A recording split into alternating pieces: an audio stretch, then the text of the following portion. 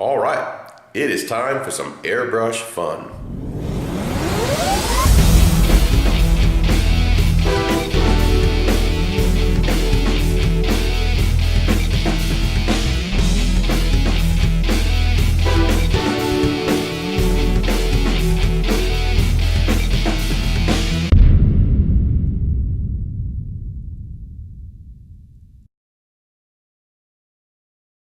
Hey guys, welcome back to Freaks Tutorial 101 on the airbrush.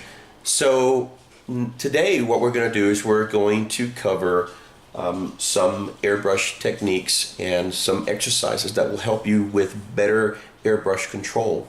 I've never done this before, so I'm going to try to be really cognitive. That's a big word.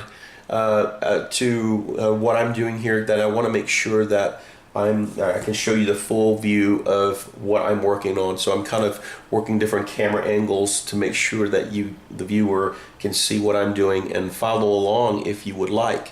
If you have an airbrush, we're going to go ahead and get started, and let's see what we can do here. So basically what I have here is I've got this little piece of cardboard. You can just get a cardboard from whatever, the trash can, or any deliveries you've gotten, any new models.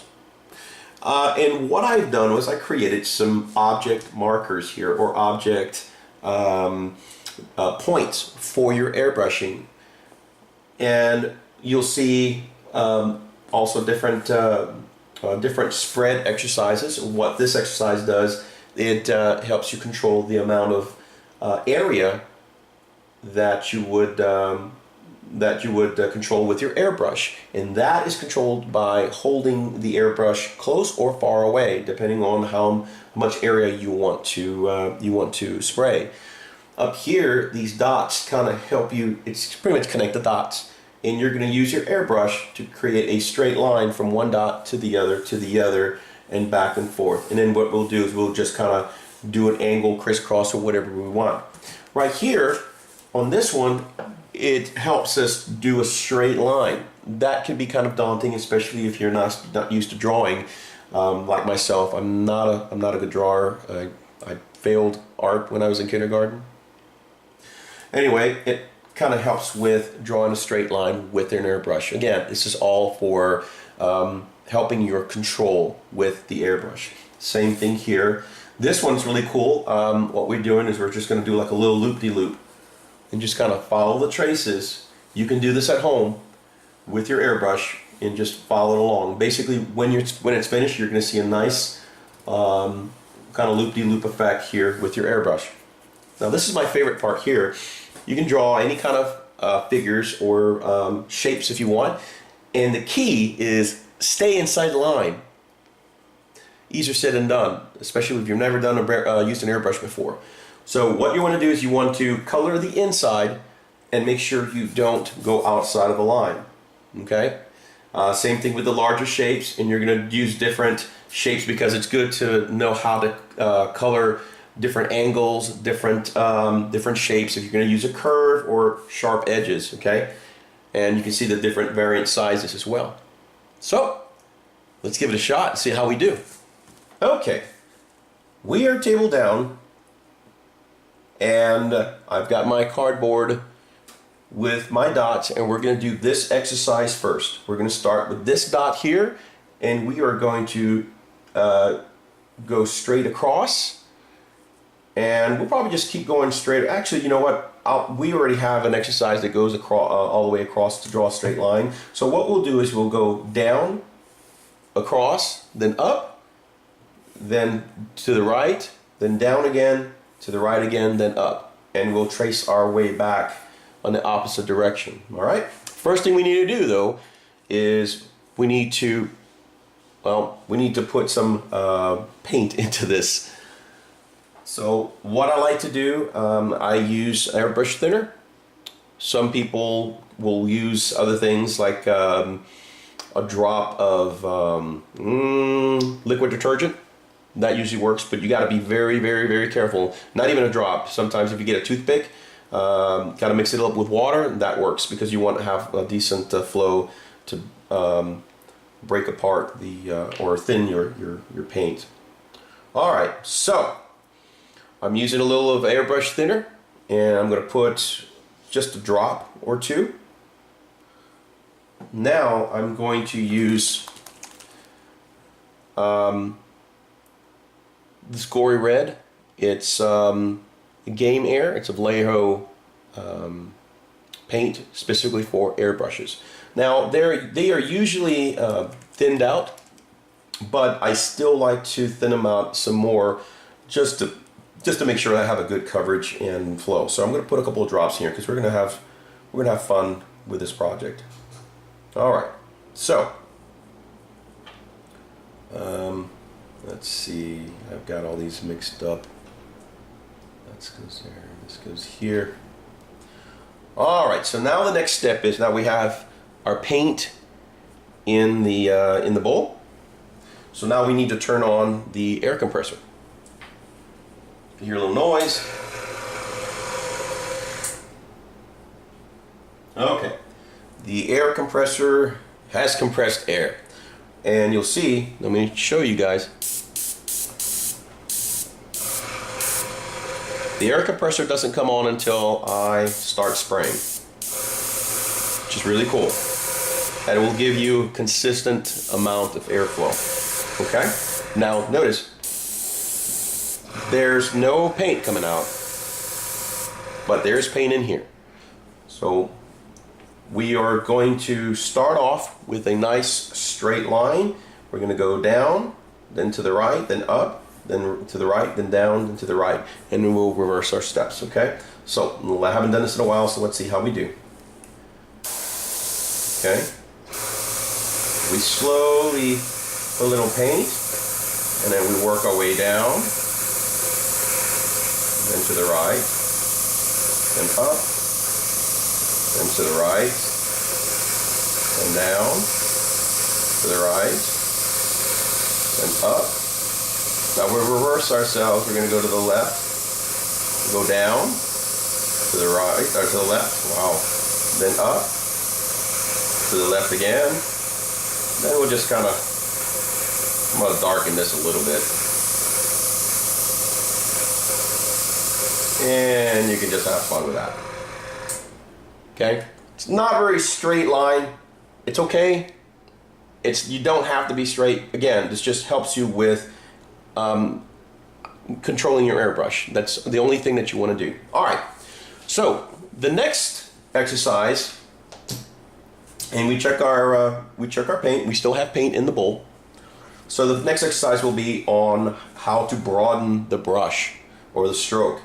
So this is going to be challenging. Okay. So what you want to do is you want to start off at a very tight angle, and then as you as the lines separate further, you want to increase your distance from the subject. So we're going to do this now.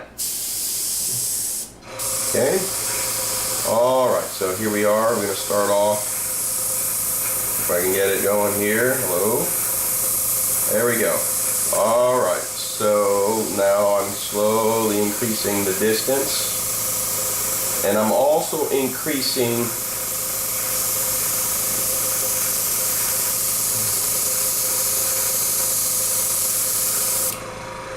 there. It's not too bad. But as you can see, as I was moving up, I had to not only increase the distance from the subject, but I also had to increase the amount of paint pushing out, which is pretty typical.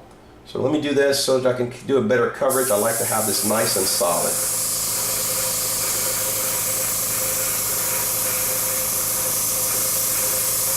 There we go. And I'm going to fill this up because I like it nice and dark. Okay?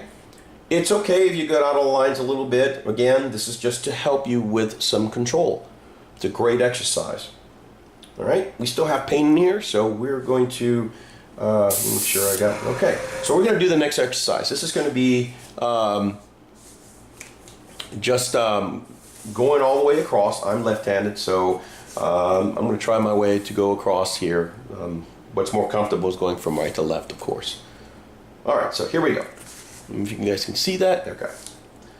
All right, get a nice dot started. Come on, wake up. And here we go. And a line is starting, dot to dot. Come on, we're getting dry tip already. There. And then I'm gonna go from here. And that's it. All you're gonna do is draw a line. All right, the next part is the little loop-de-loop. This I like. All right, here we go.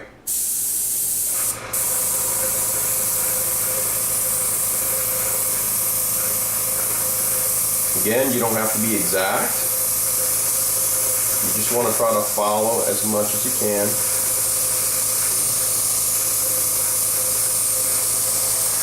There. It's not bad. So if you're following along, it should look hopefully better than this. All right. The next one is we are going to fill or color in these boxes. All right, here we go. So I like to kind of gauge my paint here, so let's see. I'm getting really close here so I can kind of paint the inside.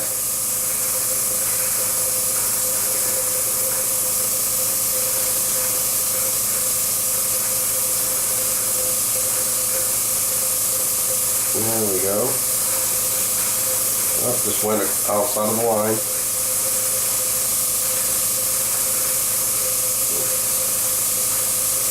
There. It's not bad. All right, now comes the big one.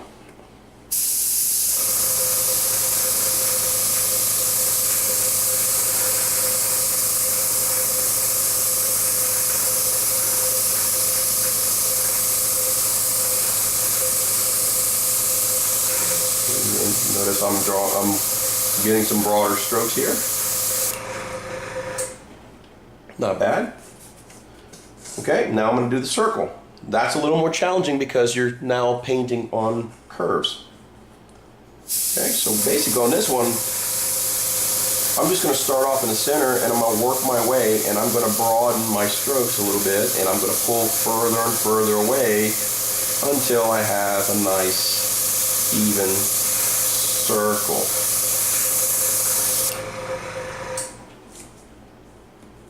And let's fill that in.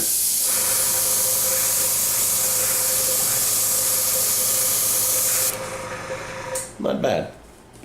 Now the small one. Same thing. Just gonna fill it in and bam. And now the triangle.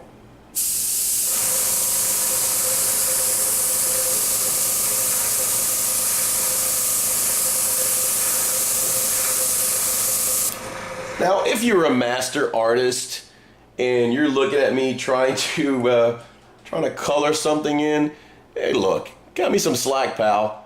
I am neither an artist nor a professional airbrusher, but I do enjoy this. This is a lot of fun.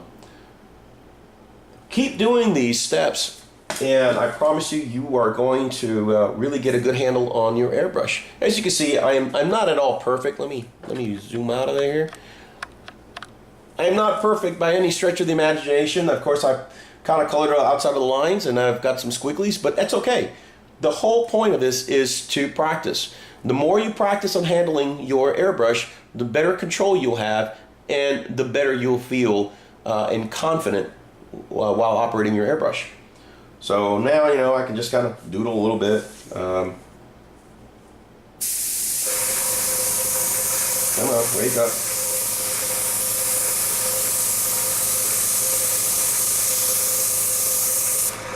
Starting to get some a little dry. There it is. Yeah, that was pretty bad. Let me try this again. I'm running out. That's probably why. Let's push some more in there.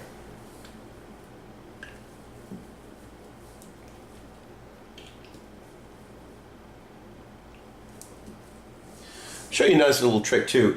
If you want to kind of mix it in your bowl instead of in like a little cup or something, what you want to do is you want to hold or block the front and press down on the trigger to release air and kind of pull back a little bit.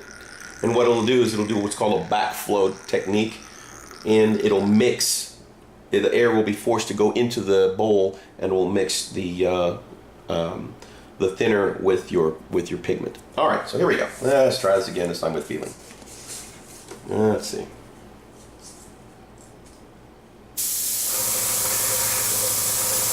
Here we go.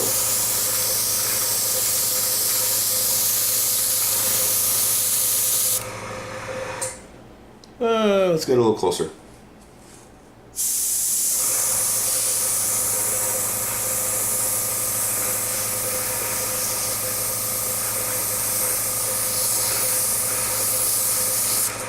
There you go. That looks a little better. So you notice, the closer I get to the subject, the thinner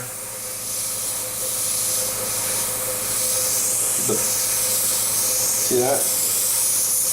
But the farther away you get from it, you cover a broader area.